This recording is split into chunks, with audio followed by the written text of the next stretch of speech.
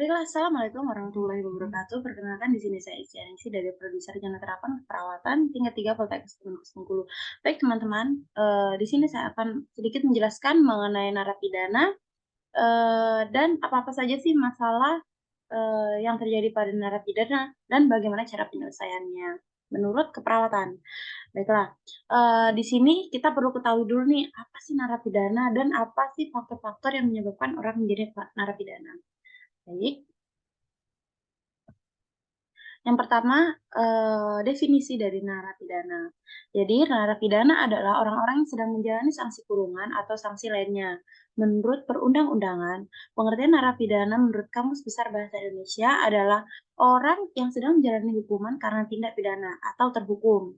Nah, narapidana yang diterima atau masuk ke dalam lembaga pemasyarakatan maupun rumah tahanan negara wajib dilapor yang prosesnya meliputi pencatatan putusan pengadilan, jati diri, barang dan uang yang dibawa, pemeriksaan kesehatan, pembuatan pas foto, pengambilan sidik jari, dan pembuatan berita acara serah terima narapidana.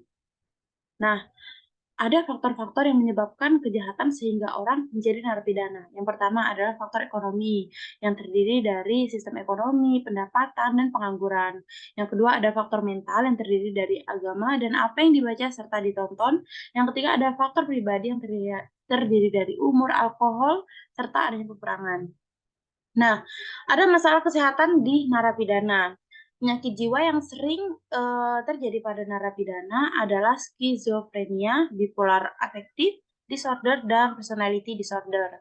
Karena banyak yang mengalami gangguan kesehatan jiwa, maka pemerintah harus menyediakan pelayanan kesehatan mental. Yang kedua ada kesehatan fisik, biasanya para narapidana itu sering menderita penyakit menular seperti HIV, hepatitis, dan tuberkulosis.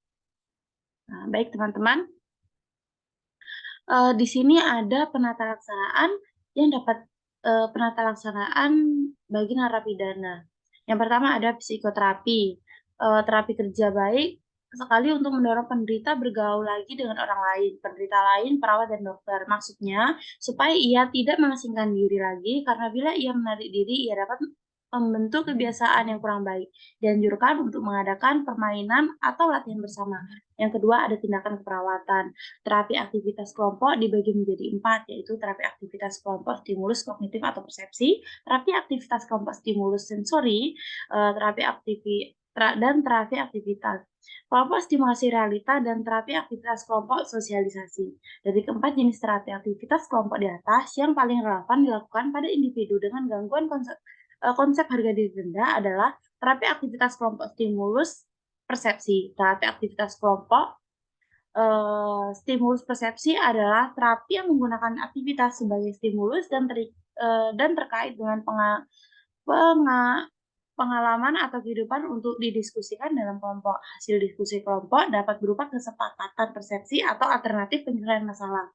Nah, selanjutnya, di dalam, BUI, itu juga ada terapi kerja. Nah, terapi ini berfokus pada pengalaman kemampuan orang yang masih ada pada seseorang, pemeliharaan dan peningkatan yang bertujuan untuk membantu seseorang agar mandiri, tidak tergantung pada orang lain. Nah, yang terakhir juga di BUI, atau di penjara ada konseling.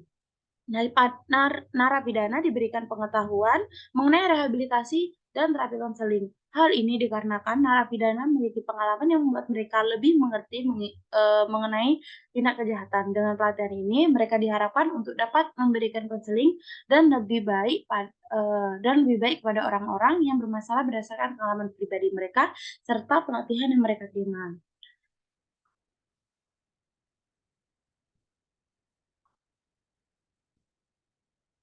Nah, baik teman-teman, tadi sudah kita, sedikit bahas mengenai, tindakan keperawatan di slide sebelumnya. Nah, di situ tadi dibahas juga tentang, konsep harga diri rendah. Nah, jadi teman-teman, untuk, narapidana ini, banyak sekali narapidana yang, terkena, diagnosa keperawatan yaitu harga diri rendah. Nah, bagaimana sih cara penanganannya?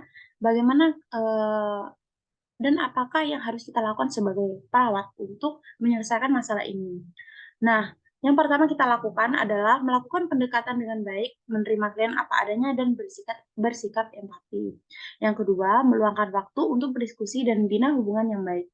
Yang ketiga, berikan kesempatan klien untuk merespon. Yang keempat, menunjukkan emosi yang sesuai. Yang kelima, berkomunikasi dengan komunikasi terapeutik terbuka. Yang keenam, membantu klien mengekspresikan perasaannya. Yang ketujuh, mendorong klien untuk mengungkapkan perasaannya. Dan yang kedelapan, yaitu membantu klien untuk mengidentifikasi situasi kehidupan yang tidak, berada dalam kemampuan dan mengontrolnya.